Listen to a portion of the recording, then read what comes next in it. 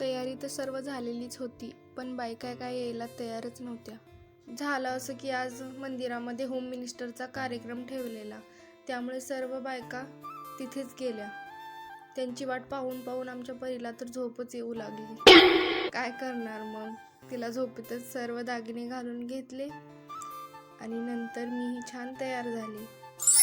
तितक्यात सर्व बायकाही आल्या. मग मम्मीने सर्वांना हळदी कुंकू लावलं.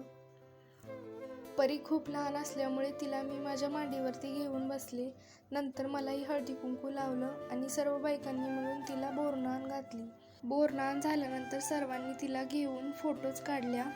बायकांना उशीर होत होता, त्यामुळे सर्व बायकांची वाणाने ओटी भरली.